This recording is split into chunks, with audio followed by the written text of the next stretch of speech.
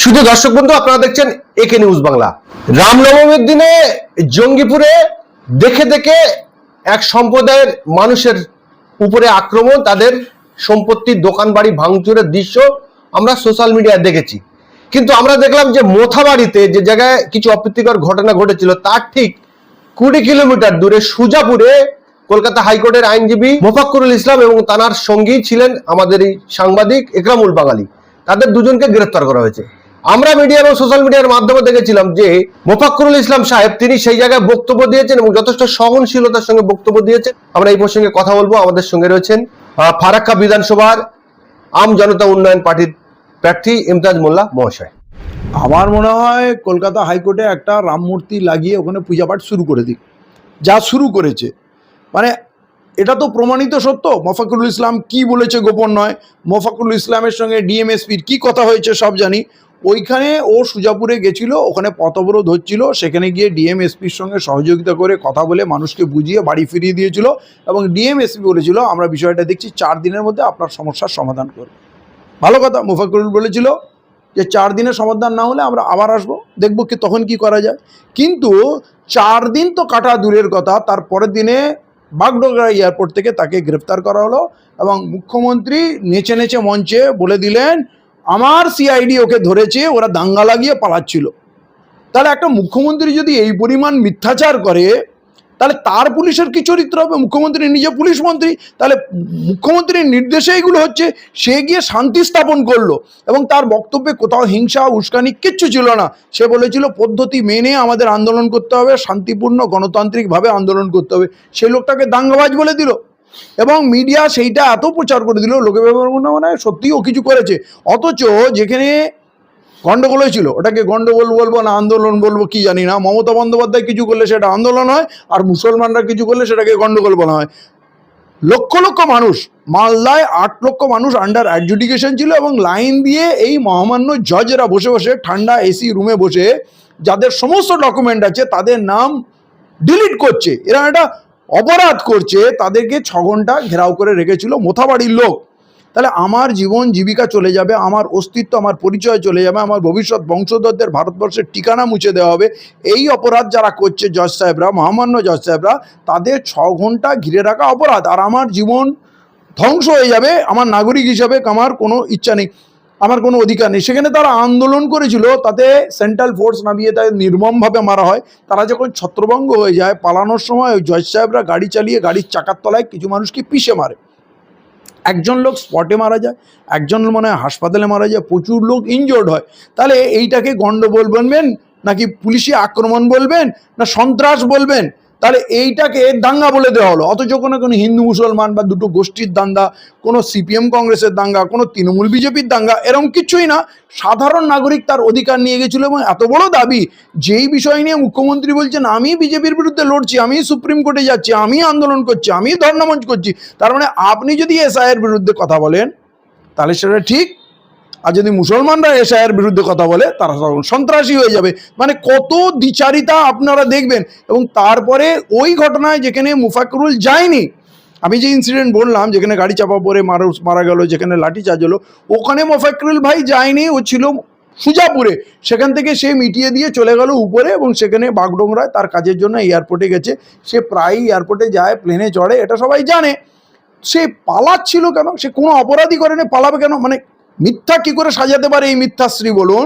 তাকে ধরে এবং আদালতও তাকে 14 দিনের জন্য জেসিতে নিল এবং মালদা কোর্টে কেউ তার হয়ে একটা উকিল দাঁড়ালো না। মানে এরা কি আদালত বিচার দেবে? এই উকিলরা কি ন্যায় বিচার দেবে? এরা একজন নিরীহ মানুষের পক্ষে দাঁড়াতেই পারে না। মানে সবাই এখন উচিত ওই জয় শ্রীরাম ধ্বনি দিয়ে তিলক লাগিয়ে হাইকোর্ট সুপ্রিম কোর্টে যাওয়া উচিত। হাইকোর্টের বার অ্যাসোসিয়েশন কি করে তাকে বহিষ্কার করে দিল? সে তো বিচারাধীন, তার কোনো অপরাধ এখনো প্রমাণই হয়নি, তার আগেই তো আপনারা তাকে শাস্তি দিচ্ছেন। খালি অপরাধ এইটুকু সে মুসলমান, সে কিন্তু নাগরিক অধিকারের কথা বলেছে, সংবিধানের কথা বলেছে। এইটা মমতা বন্দ্যোপাধ্যায়ের অত্যন্ত ঘৃণ্য চরিত্র সামনে এসছে। উনি যে হিন্দুত্ববাদী নেত্রী এবং উনি যে আরএসএস এর দুর্গা, আর কিছুটি আর গোপন থাকলো না। আমরা শুনে এসছি এবং বিভিন্ন বিরোধী দলগুলো অভিযোগ করেছেন যে মমতা ব্যানার্জি হলো আরএসএস এর দুর্গা।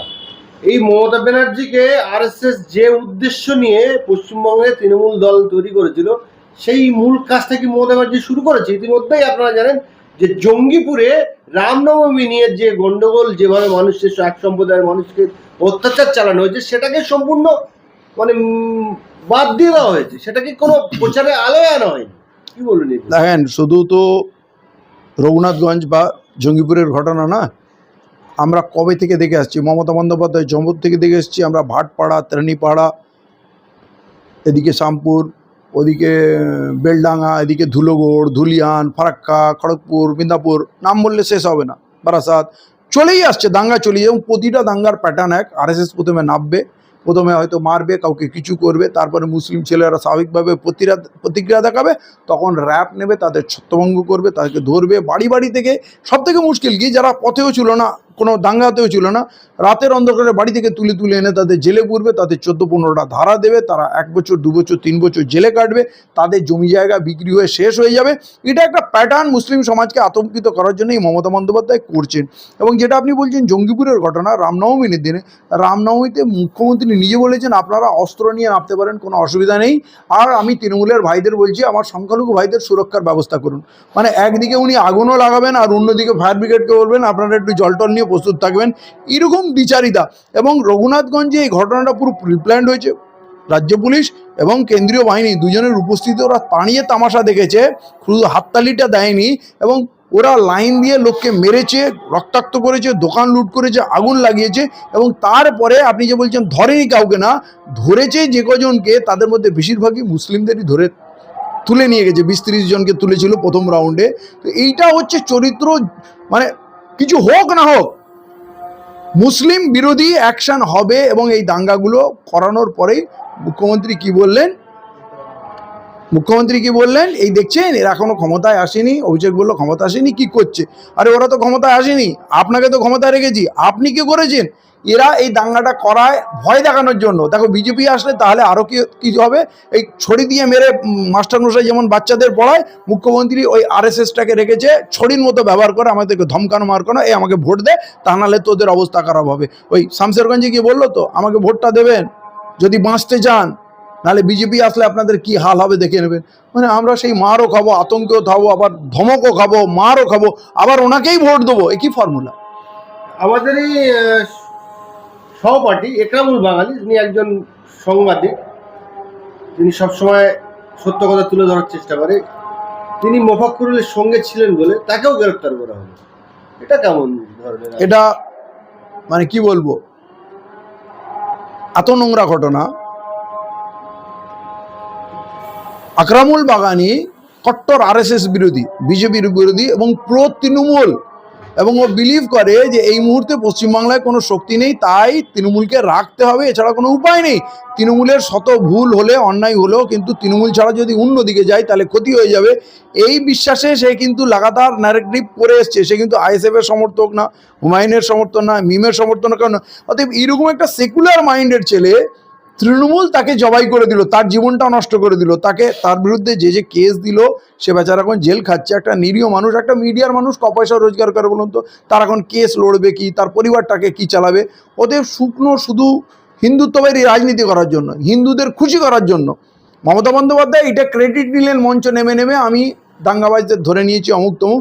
আসলে এখন উনি হিন্দুদের খুশি করতে ব্যস্ত, যে মুসলমানদের উনি টাইট দিচ্ছেন, তার জন্য একটা নিরীহ মানুষকে তার লাইফ তিনি ধ্বংস করতে পারলেন। এরকম বর্বর নিষ্ঠুর মুখ্যমন্ত্রী আমি ভারতবর্ষে দেখিনি। আমার মনে হয় বিজেপি স্বয়ং আমাদের যা ক্ষতি করবে তার থেকে অনেক বেশি ক্ষতি ওই মাশাল্লাহ ইনশাল্লাহ করে আর ইফতারকে আমাদের 12টা উনি বাজিয়েছেন।